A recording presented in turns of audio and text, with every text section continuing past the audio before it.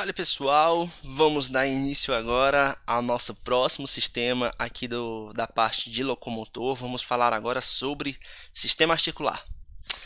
Primeira coisa, para você entender sistema articular você precisa saber sistema esquelético. Bruno, não precisa saber de tudo? Não, você não precisa saber de tudo. Mas pelo menos, principalmente as regiões de epífises dos ossos, você precisa saber. Tem muitas regiões de articulação em que um osso não encosta no outro, você precisa saber, certo? Todos aqueles acidentes ósseos que eu falava assim, esse acidente ósseo vai ser uma exceção de ligamentos. Agora você vai saber quais são os ligamentos que vão estar se inserindo ali naquela região, pelo menos em maior parte, tá? Então, pessoal, vamos iniciar esse segundo momento de sistema locomotor, uma parte que é bem interessante aí do sistema esquelético. Então, primeiro, que é uma articulação? A articulação é um ponto de contato entre dois ossos. Pode ser entre dois ossos, pode ser entre o osso e uma cartilagem, ou pode ser entre um osso e o dente. Então, articulações, pontos de contatos. Essas articulações, as articulações do sistema esquelético, do sistema locomotor como um todo, possuem como função manter os ossos unidos, unir os ossos, e também favorecer movimentos de flexibilidade. Lembra que o ponto de fulcro, o ponto de torque do sistema esquelético, basicamente são as articulações, tá, gente? Então, são as articulações que é o local onde favorece esse movimento, beleza? Cara, assim, das minhas aulas, eu tenho duas aulas de anatomia que são muito conceituais. A primeira é planimetria, acabou. Mas a segunda é essa de articulações. Vocês vão ver, gente, que ela é muito certinha, é muito com calma, ela é toda dividida, assim.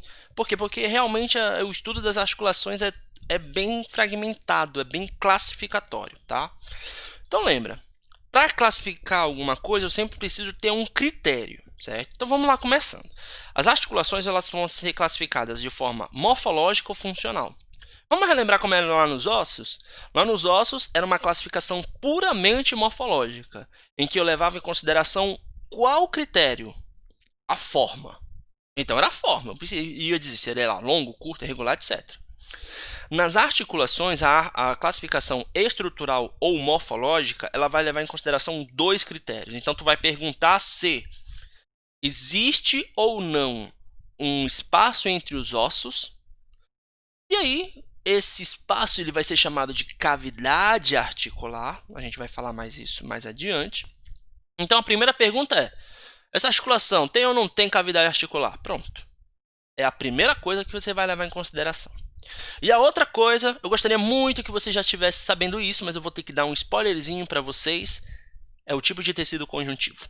Então eu vou falar um pouquinho sobre tecido conjuntivo, uma coisa assim bem rasteira mesmo, só para localizar vocês de uma forma geral, para vocês saberem como é que funciona essa classificação estrutural.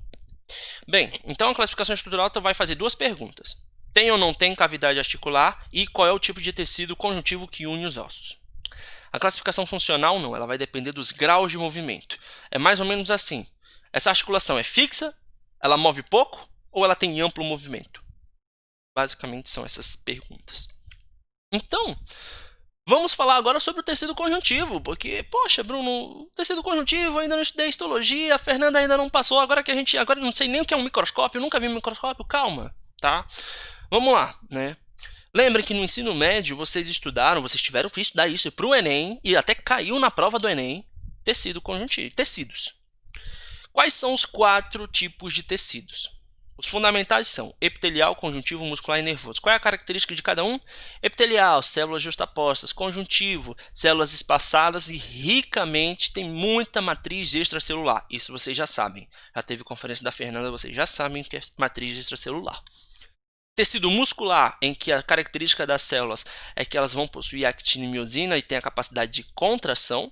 E as células nervosas, elas têm a capacidade de transmitir e receber e processar eletricidade, que são os impulsos nervosos, tá bom? Então, basicamente essas são as grandes diferenças entre tecido epitelial, conjuntivo, muscular e nervoso.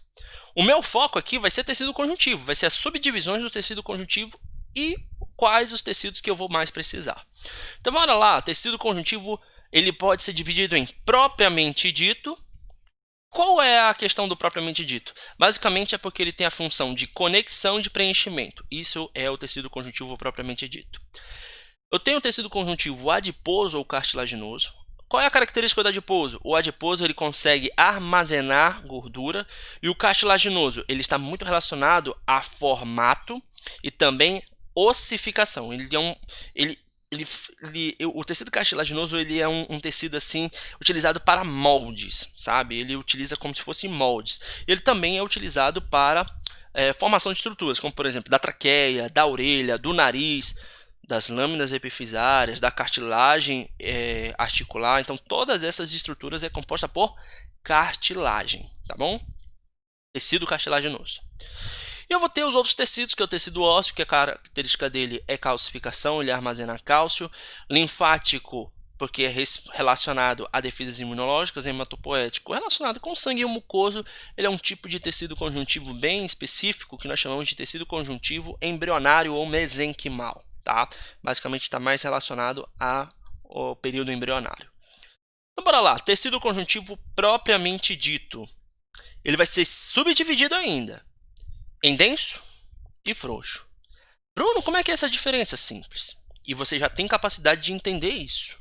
Vocês já estudaram lá com a Fernanda uma matriz extracelular. Então, tecido conjuntivo propriamente dito denso é um tecido que tem muita fibra e pouca célula. Então, leva em proporção fibras e célula. O tecido conjuntivo propriamente dito denso ele tem muitas fibras e poucas células. Por favor, fibras da matriz extracelular, tá, gente? Aquelas fibras colágenas, elásticas e reticulares. Então, o tecido conjuntivo propriamente dito denso tem muito daquele tipo de fibra.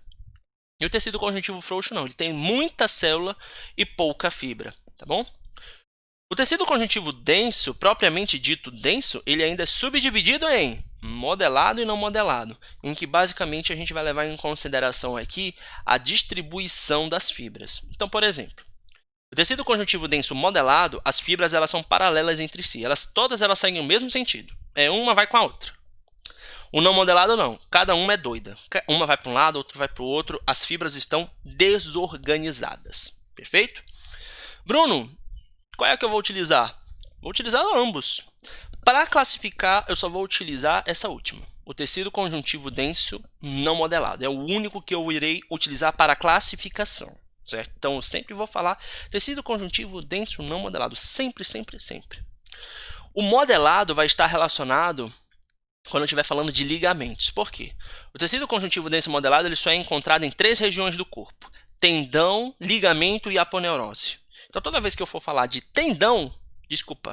de ligamento na aula de hoje, é porque já está relacionado a tecido conjuntivo propriamente dito, denso modelado. O tecido conjuntivo denso não modelado, ele vai estar relacionado à classificação de articulações. E a gente vai utilizar ambos.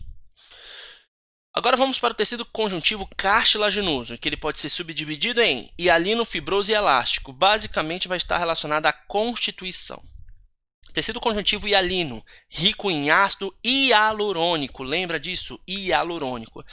Bruno, eu nunca estudei ácido hialurônico. A Fernanda passou para vocês. Ácido hialurônico é uma glicosamina glicana, aquela estrutura que tem cargas positivas ao seu redor, consegue atrair água e a partir disso forma como se fosse em gel, né? Forma uma papinha, forma um gel e esse gel ele tem muita vantagem, tem uma função muito interessante na absorção de impactos.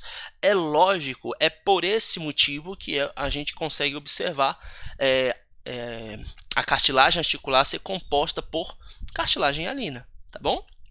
A cartilagem fibrosa, basicamente, ela está associada porque ela tem muitas fibras colágenas, tá? E a cartilagem elástica porque ela tem muitas fibras elásticas, tá bom? Quais dessas eu vou utilizar, Bruno? A gente vai utilizar essas duas, a cartilagem hialina e a cartilagem fibrosa, tá? Ambas vai ser para classificar as articulações. Então, Tá aí um spoiler aí de tecido conjuntivo. Ah, Bruno, mas o adiposo não se divide não? Você não mostrou pra gente? É claro que ele se divide, mas eu vou focar no que eu quero, né? O adiposo vai se dividir em multilocular, unilocular, o ósseo em trabecular e cortical, o linfático vai ser dividido em, basicamente, vai depender muito do órgão, né? Porque vai estar relacionado com algumas coisas entre polpa branca, polpa vermelha, que vai ser relacionadas ao órgão, coisa que vocês vão ver só no terceiro semestre, tá bom? Vamos seguindo. Classificação estrutural das articulações. Como é que nós iremos classificar de forma morfológica as articulações? Lembra que eu vou ter que levar em consideração dois critérios, perdão. Tem ou não tem cavidade articular e o outro é tipo de tecido conjuntivo. Classificação estrutural das articulações fibrosas. As fibrosas, elas não têm cavidade articular e o tecido conjuntivo é denso não modelado. É o que une os dois ossos, as duas regiões de articulações. Então, articulações fibrosas não têm cavidade e é unido por tecido conjuntivo denso não modelado. Articulações cartilagíneas não têm cavidade articular e os ossos são unidos por cartilagem. E essa cartilagem ou ela vai ser hialina ou vai ser de ambas. Hialina com fibrocartilagem. Bem, Bruno, se a fibrosa não tem e a cartilagínea não tem, o que restou? Uma classificação de articulação sinovial que tem a cavidade articular. Então, a grande diferença das articulações sinoviais é que elas possuem cavidade articular. Essa é a grande diferença. Tem um espaço entre as articulações. E é esse espaço, gente, que favorece o movimento. Quanto mais espaçosa a região entre dois ossos, mais eles se movimentam. Lembrem-se disso, certo? E aí, gente, embora o Tortora ele coloque toda essa definição, eu prefiro dizer o seguinte, que as articulações sinoviais ela é composta por vários tecidos. Ela vai ter tecido conjuntivo denso modelado, denso não modelado, cartilagem hialina, ela vai possuir também tecido adiposo, ela vai possuir tanto tecido que eu não gosto de ficar dizendo, é tal tecido ou tal tecido. Eu prefiro dizer, articulações sinoviais têm cavidade articular, porque ponto, acabou, não tem mais o que discutir. Tá bom? A gente normalmente utiliza em consideração tipo de tecido conjuntivo, porque a gente vai ter que diferenciar a fibrosa da cartilagínea, só isso. Mas as sinoviais é porque ela tem a cavidade e acabou, tá? Então, exemplos, cartilagem fibrosa, as suturas é um exemplo, tá bom? A cartilagínea, um outro exemplo, o exemplo da cartilagínea são os discos intervertebrais, perfeito? E a cartilagem sinovial, a característica dela, né, um dos exemplos dela são as articulações que formam o joelho. Vocês vão ver que o joelho não é uma articulação não, tá, gente? Ela é composta por várias articulações, como por exemplo a articulação entre o fêmur e a patela, como por exemplo a articulação entre o fêmur e a tíbia. Tudo isso daí são as articulações que formam o joelho. Então, exemplo de fibrosa, sutura. Exemplo de cartilagínea, disco intervertebral. Exemplo de sinovial, as articulações que formam o joelho. Agora a classificação funcional das articulações. Lembra, o que eu tenho que levar em consideração? O grau de movimento.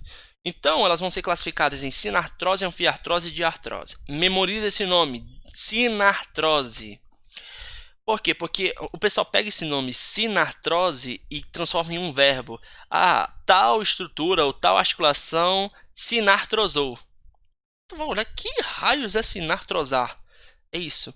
É algo que era móvel e ficou rígido, porque é isso que é a definição de sinartrose. Uma articulação fixa, imóvel. Então, toda vez que vocês ouvirem falar esse nome, sinartrosou, é porque o negócio enrijeceu, o negócio ficou fixo. A anfiartrose ela permite discreto movimento, bem pouco movimento. E a diartrose é com liberdade de movimento. Você vira para um lado, vira para o outro. Então, olha aí as articulações que se movimentam muito no teu corpo. Tudo isso daí é diartrose, porque vocês têm liberdade de movimentos.